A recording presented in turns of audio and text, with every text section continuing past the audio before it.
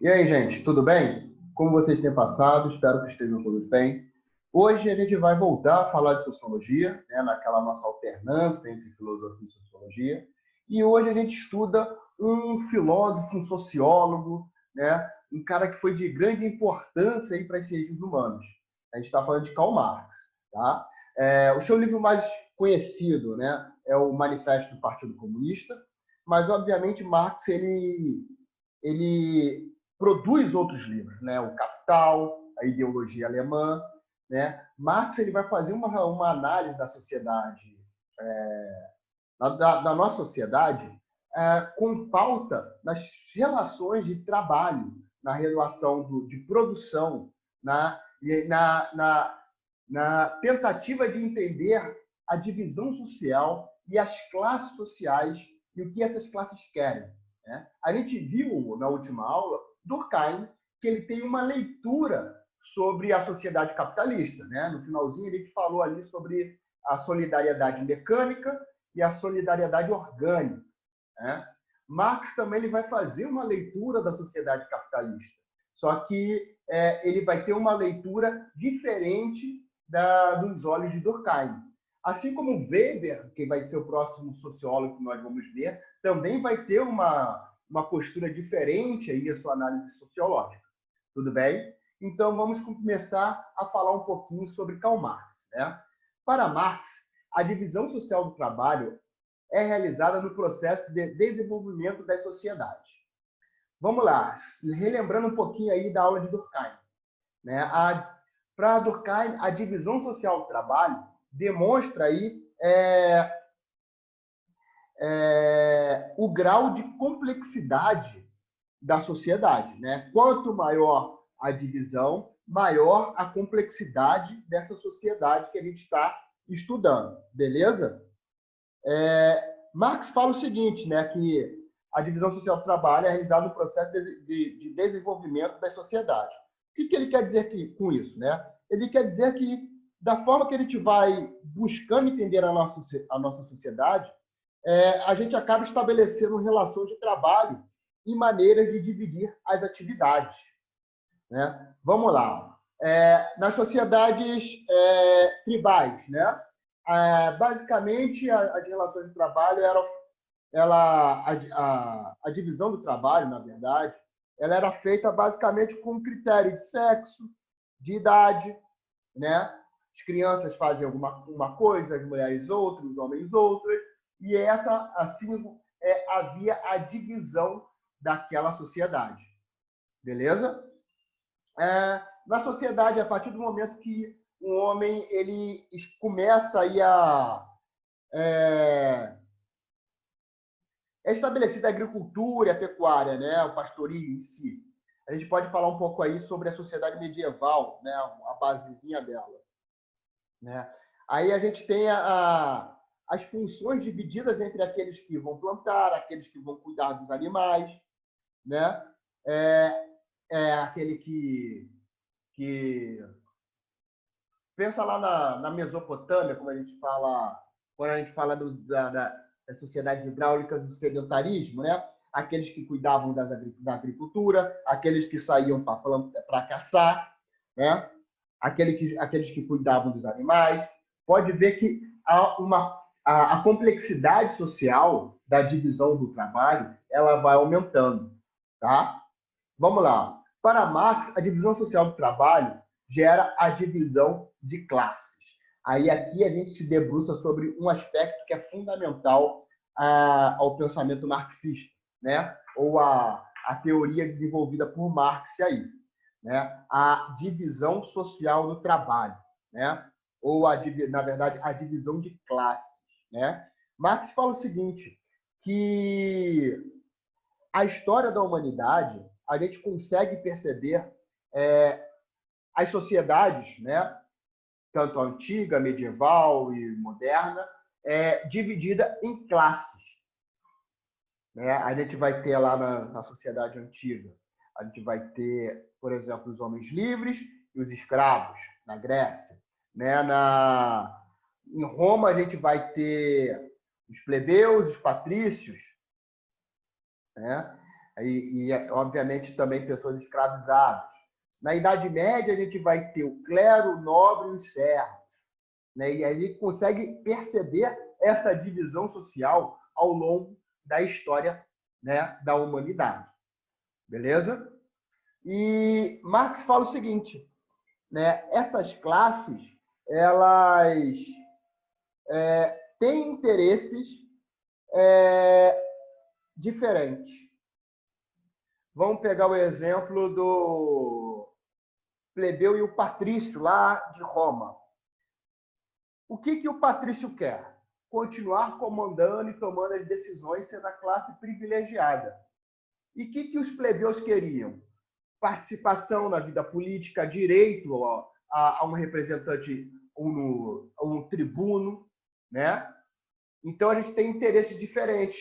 Por quê? Os patrícios não querem ceder esses direitos aos plebeus, porque acaba atrapalhando os privilégios dos patrícios. Então, a gente tem classes que têm interesses opostos. Na sociedade medieval, a gente tem aí as classes privilegiadas, né? O clero e a nobreza. Beleza? E a gente tem quem? Os servos que sustentam o clero e a nobreza. O que os servos querem? Menos impostos, melhores condições de vida e trabalhar menos nas terras do Senhor. O que o clero e a nobreza quer? Continuar mantendo seus privilégios, manter a estrutura social. Vamos para a Grécia, né? A gente tem o quê? As pessoas livres e as pessoas escravizadas. O que as pessoas escravizadas querem? Tornar-se livres. E o que as pessoas livres querem? Manter as pessoas escravizadas.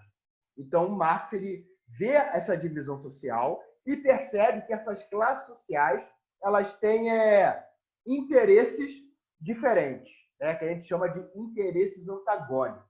Daqui a pouquinho a gente vai voltar a falar sobre essa divisão social, beleza? E também sobre esses interesses antagônicos, tudo certo? Vamos dar um salto e vamos para as sociedades industriais, né? Com o surgimento das fábricas, apareceu também o proprietário das máquinas e, consequentemente, quem pagava o salário do operador das máquinas. Vamos lá, a gente tem a sociedade medieval.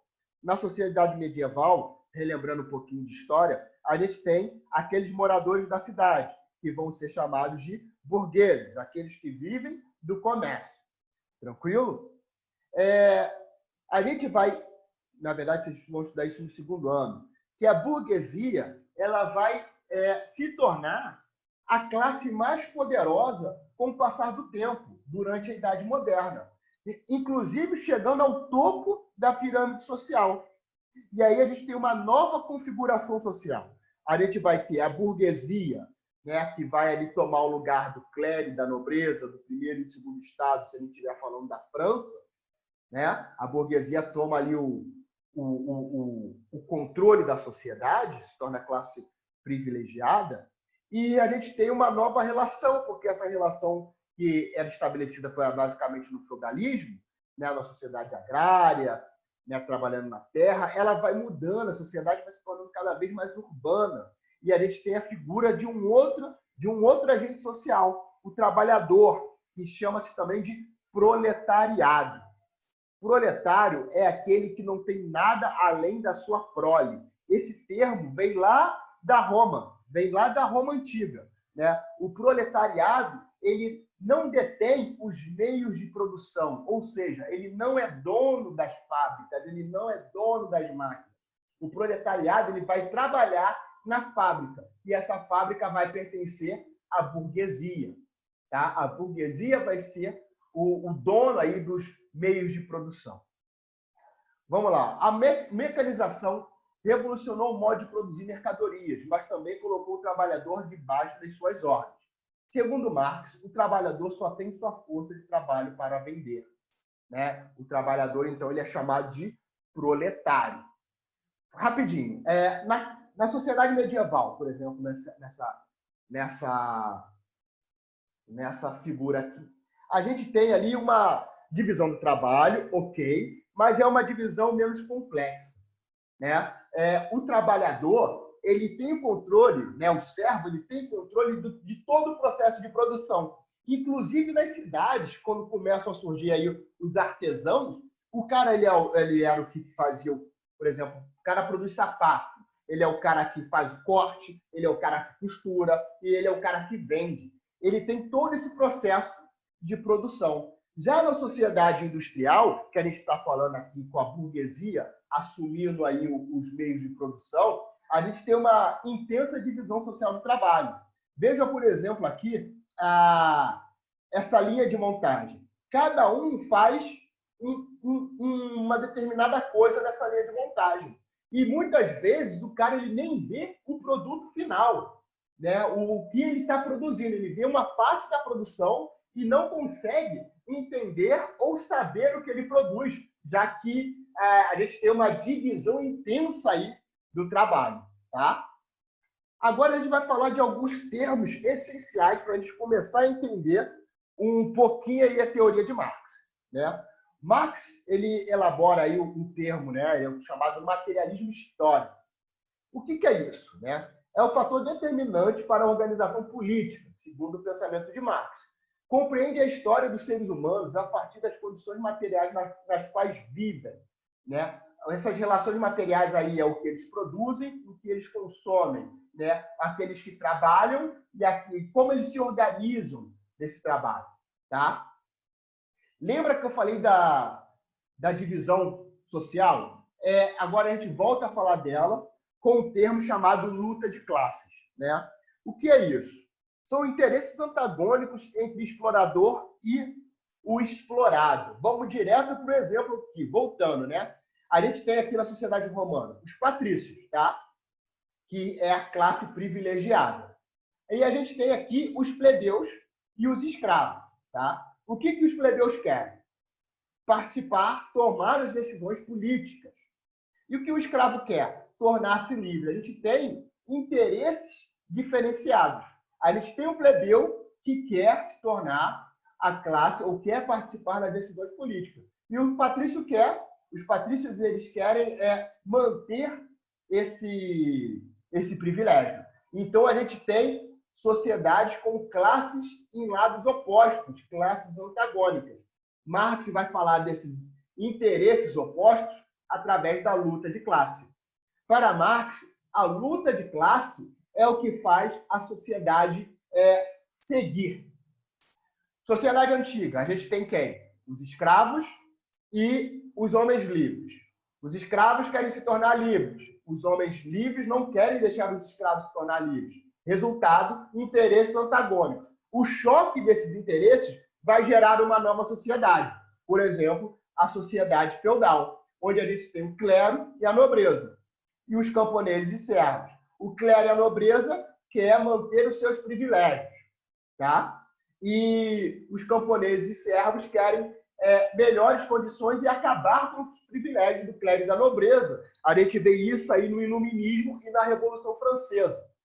A gente tem, então, choques de realidades aqui, de interesses das classes, que vai gerar uma nova classe social. Lembrando que a burguesia ela surge aqui, né? Entre os camponeses e servos e entre aqueles moradores da cidade. Aí a gente vai ter essas duas classes contra essa. O choque da primeira e da segunda classe aqui, o clero e a nobreza, com os camponeses, vai gerar uma nova sociedade, que é dirigida pelo patrão, que a gente pode chamar de burguesia, e de proletariado. A gente vai ter novamente o proletariado querendo uma coisa e o patrão querendo outra. O que o proletariado quer? O que o trabalhador quer? Melhores condições de salário, melhores condições de vida, melhor lugar para trabalhar, né? Redução da jornada de trabalho. O que o patrão quer? Aumentar a jornada de trabalho, diminuir o salário. Para quê? Para aumentar o lucro. Então, a gente tem, novamente, classes e interesses opostos. Segundo a teoria de Marx, essas duas classes entrarão em conflito. Entenda esse conflito não como conflito de pancadaria, assim, mas conflitos ideológicos. Né? Então, a gente tem interesses antagônicos, esses interesses vão se chocar e vão gerar uma nova sociedade. Segundo aí o pensamento de Marx, seria uma sociedade controlada pelos trabalhadores, pelo proletariado. Tá? Ó, o conflito de classes é proveniente do desenvolvimento das forças de produção. As forças de produção seguem a dialética, tese, antítese e síntese. A gente tem Vamos lá. O clero e a nobreza. Vamos entender eles como tese, tá? Os camponeses e servos, que querem o oposto do clero e da nobreza, são antítese. O choque deles vai gerar uma nova sociedade, que é uma síntese. E, novamente, essa síntese tem uma tese, que é a burguesia, e a gente tem uma antítese, que é o proletariado, que vai entrar em choque e vai gerar uma nova sociedade. Então, a luta de classes, ela segue esse pensamento. Tese, antítese e síntese. Tá bom? Dialética marxista possibilita a negação da realidade, possibilita você ver o que a sociedade que você está inserido e negá-la, ou seja, contestá-la. Possibilita ver a história como movimento em estágios transitórios feito pelo homem, né? O que a gente já falou de outra forma. Sociedade antiga, por exemplo, a Grécia, a gente tinha o quê? O escravismo. Sociedade medieval, a gente tinha o quê? O feudalismo. E agora, a sociedade moderna e contemporânea, a gente tem uma sociedade industrial. Sempre com interesses antagônicos movimentando essa sociedade, né? É a luta de classes que faz a gente ir para o próximo estágio, segundo aí o pensamento marxista. Tudo bem? Vamos falar de outro fator interessante aqui da obra de Marx, que é a mais-valia, né? Mais-valia é o sobretrabalho, ou seja, o trabalho extra, que o lucro vai diretamente para o patrão. Vamos entender isso melhor, né? Digamos que a gente vai trabalhar numa fábrica e nós devemos trabalhar 8 horas diárias, tudo bem? E no final do mês a gente vai receber, teoricamente, por essas 8 horas diárias trabalhadas todos os dias. Marx fala o seguinte, pensa só, vamos dar um exemplo melhor, né? Pensa o seguinte, a gente tem que trabalhar 8 horas diárias, né? 8 horas diárias durante 30 dias. Vamos dizer que a gente trabalha 30 dias, beleza? Então, a gente tem 8, né? 8 horas vezes 30. A gente tem 240 horas trabalhadas, beleza? Guardem esse número, 240 horas, tá? Marx fala assim, beleza, a gente trabalha 8 horas por dia. Mas digamos que com apenas 5 horas trabalhadas diariamente, né, já seria o suficiente para o patrão ter o seu lucro e para pagar o salário que eu recebo como trabalhador. Né? E, novamente, segundo o nosso exemplo, eu não precisaria trabalhar as 8 horas. Eu trabalharia apenas 5, que seria o suficiente para o patrão ter um lucro e para ele me pagar, né, o meu salário. Beleza? Então, eu trabalharia 150 horas. Né? Aí agora a gente diminui 240 por 150, a gente vai ter 90. Essas 90 horas que eu trabalhei a mais, eu não recebo por elas.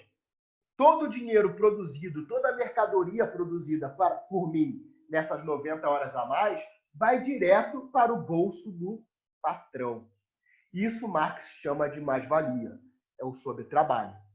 Né? Marx entende que o lucro ele não começa a partir do momento que a mercadoria está pronta e ela entra em circulação. O lucro ele começa no processo de produção. Quanto menos eu gastar nesse processo de produção e quanto maior eu vender esse produto, maior será o meu lucro. Resultado, se eu pago um pouco para os meus trabalhadores e eu tenho um custo baixo para a produção, o meu lucro vai ser muito elevado. Então, mais-valia é esse sobretrabalho. Né? É o dinheiro que vai diretamente para o patrão, em que o trabalhador não é remunerado pelas horas trabalhadas, pelas horas excedentes. Tudo bem? Então, meus queridos, grande abraço, tchau, tchau e até a próxima.